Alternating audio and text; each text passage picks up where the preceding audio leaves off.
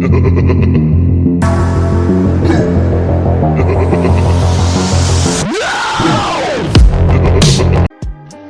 दोस्तों, आजकल के वैज्ञानिक युग में भूत प्रेतों पर विश्वास करना कठिन है। पर आपको बता दें कि भारत में एक ऐसा गांव भी है जहां भूतों का निवास माना जाता है। यह गांव है राजस्थान के जैसलमेर से 18 किलोमीटर दूर कुलधरा। यह गांव कभी पालीवाल ब्राह्मणों द्वारा सन 1291 के आसपास बसाया गया था, जिसे वैज्ञानिक आधार पर घरों की बनावट की गई थी। यहाँ के लोग खेती और पशुपालन पर ही निर्भर थे। पर अचानक रातों रात यह गांव खाली हो गया, वीरान बन गया और हो गया सदा के लिए शापित। अब यहाँ खंडर हैं, खिड़कियां हैं पर झांकते चेहरे नहीं, रास्ते हैं पर राह ही नहीं, टूट फूटे दरवाजे हैं पर उसे खोलने वाला और उसके बाहर देखने वाला कोई नहीं। कहते हैं यहाँ की रात को यहाँ कोई रुकता नहीं, क्योंकि यहाँ रात में अजीब अजीब घटनाएं होती हैं। जो यहाँ रात में रुकता है वो जिंदा नहीं बचता, ऐसा कहा जाता है। कहते हैं कि पालीवाल ब्राह्मणों द्वारा रक्षाबंधन के दिन इस गांव को रातों रात खाली कर दिया गया था। तब से यहाँ के कुछ पालीवाल ब्राह्मण अभी भी रक्षाबंधन का त्योहार नहीं मनाते और पालीवाल ब्राह्मणों ने जाते जाते इस गांव को शाप देकर गए थे। नैकृत और आग्नेय कोण के वास्तु दोष के कारण यहाँ नकारात्मक ऊर्जा का निवास माना जाता है और अदृश्य आत्माओं का वास भी माना जाता है। क्या है इसका राज? गॉसिप फीवर की टीम ने इसका मुआयना किया और जो कुछ देखा वो इस प्रकार है।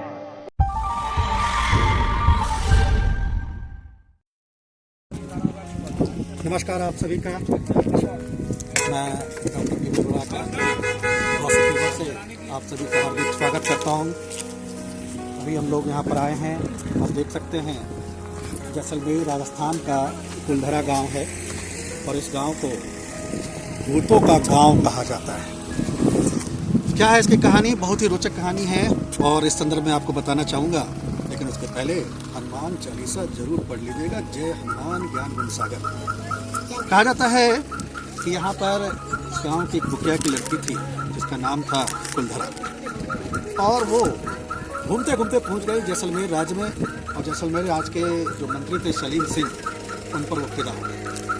और ये गांव कहते हैं कि ब्राह्मणों ने बसाया है और पालीवाल ब्राह्मणों ने पाली चुकी है उनकी जनजाति, इसलिए वो कहलाते हैं पालीवाल ब्राह्मण। और वो नहीं चाहते थे कि उनकी शादी जो है वो सलीम सिंह से हो, और कहते हैं इसी कारण से उन्होंने रातों रात इस गांव को खाली करके चले गए। हालांकि किंवदंतियाँ बहुत कुछ हैं, आप उधर दिखाएं। किंवदंतियाँ ये भी है कि लोग कहते हैं कि यहाँ पर पानी की भी बहुत कमी थी और यही कारण है कि लोग ये गांव छोड़कर चले गए। लेकिन कहते हैं कि सलीम सिंह के अत्याचार के कारण ही इन लोगों ने गांव को छोड़ा और उसके बाद उन्होंने शाप देकर चले गए, इसलिए शापित गांव कहलाता है। और कहते हैं, देखिए यहाँ पर आप दिखाइएगा, करीब 400 मकान है। 13वीं शताब्दी में ये गांव बसा था और 19वीं शताब्दी में ये खाली हो गया। ये 400 टूटे फूटे मकान दिख रहे हैं, इसमें अब एक भी व्यक्ति नहीं रहता है। और कहते हैं कि यहाँ पर अब केवल भूत रहते हैं, है ना। ये कहानी है उनकी। अब आइए मैं आपको नजदीक ले चलता हूँ और दिखाता हूँ यहाँ पर घर हैं, और इस ग्रंथि की मैं जानने की कोशिश करूँगा कितनी सच्चाई है और कितना इसमें अफवाह। आइए आप देख सकते हैं, यही पुराने मकान जो उस समय रहा करते थे। कभी 13वीं शताब्दी में एक घर बना था और 19वीं शताब्दी में करीब 1860-70 के ईस्वी के आसपास जो ये गांव खाली हुआ, उस समय के बाद से ये पूरा खंडरों में बस गया। ऐसे आसपास आप 400 खंडर चारों तरफ देख सकते हैं। और अंदर आप इसका मुआयना करें, जरा सा अंदर दिखाएं। अब सारे पत्थर बच गए, विशेष किस्म के यहाँ जो पत्थर हैं वही रह गए हैं। अब इस टूटे फूटे खंडरों में भूत कैसे रहते हैं, इस संदर्भ में तो अभी व्याख्या नहीं की जा सकती इस संदर्भ में, लेकिन क्योंकि ऐसा कहा जाता है रात में यहाँ आने में लोग डरते हैं। शाम 6 बजे के बाद ये टूरिस्ट स्पॉट लगभग बंद हो जाता है। बाद में गहलोत सरकार ने, राजस्थान सरकार ने इनको टूरिस्ट स्पॉट बना दिया था सरकार ने। और अब ये पर्यटन का केंद्र है, आप ये देख सकते हैं कि कई लोग आए हुए हैं पर्यटन वाले। और आसपास पूरी रेतीले ये जो ज़मीन है और इसके पास ये पूरा जो गांव बसा होगा, आप समझ सकते हैं कि कहीं पर भी पानी का आपको स्रोत नज़र नहीं आ रहा है। तो जाहिर है कि यहाँ पर पानी की बहुत कमी रही होगी एक समय में, और यही कारण है कि ये गांव बिल्कुल सूख सा गया है और इस कारण से गांव वालों को यहाँ से जाना पड़ा। हालांकि पर्यटन स्थल में आ रहा था अंदर से, करीब 100 रुपये एंट्री फीस लगी है गाड़ी की, और उसके बाद हम लोग यहाँ से आ जा सकते हैं, है ना। अब आइए हम लोग अंदर चलते हैं और अंदर देखते हैं यहाँ पर कि कैसे यहाँ के मकान बने थे। आइए, आप ये देख सकते हैं यहाँ पर छोटे छोटे जैसे कमरे बने। कमरे की साइज ज़्यादा नहीं लग रही है, लगता है कि करीब 9x6 की 9x6 के होंगे, या उतना भी नहीं होंगे लगता है। और पेड़ों के बीच में ये अभी भी तीनों तरफ से दीवारों से ये घिरा हुआ है, और ऐसे ही छोटे छोटे कई कमरे बने हुए हैं, है ना। और ये देखिए शायद यहाँ पर कुछ कब्र जैसी आकृति लग रही है। यहाँ पर लगता है शमशान, कहते हैं कि यहाँ आसपास शमशान भूमि भी है ना। तो इस कारण से यहाँ पर भूतों का निवास माना जाता है। हालांकि ये सारी किंवदंतियाँ हैं, इसमें सच्चाई कितनी है ये आगे आने वाला समय बताएगा। हम लोग आगे फिर चलते हैं।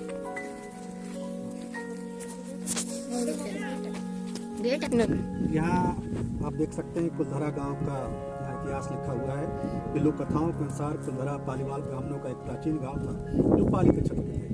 उन्होंने कुलधरा के चारों ओर 84 गांवों का निर्माण किया। तथापि जैसलमेर राज्य के एक शक्तिशाली मंत्री सलीम सिंह के उत्पीड़न और भूकंप और सूखा जैसे कारणों की वजह से उन्हें रातों रात गांव छोड़ना पड़ा।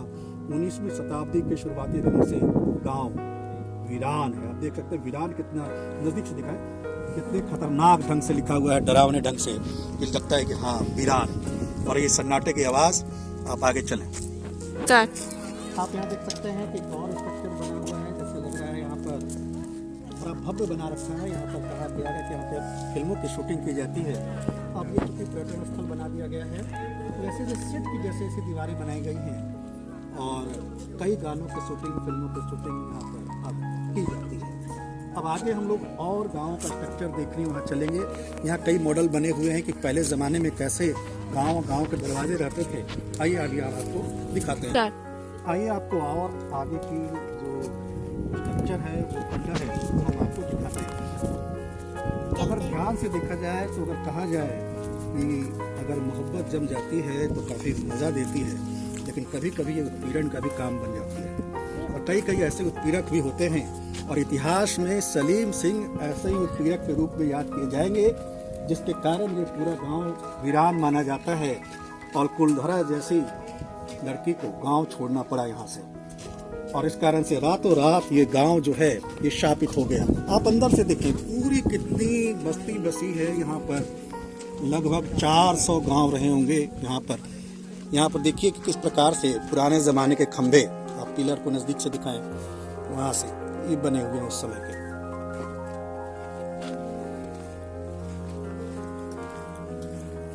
आगे आप चलें और आगे भी देखते रहें। अगर देखें तो जैसलमेर नगर से करीब 18 किलोमीटर दक्षिण पूर्व स्थिति में है यह गांव। 861 मीटर गुने 261 मीटर के उत्तर दक्षिण आयताकार क्षेत्र में फैला है।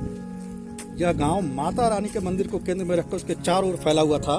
इसके 3 उत्तर दक्षिण मार्ग थे जो विभिन्न स्थानों पर पूर्व पश्चिम की पतली गलियों द्वारा मिलते थे।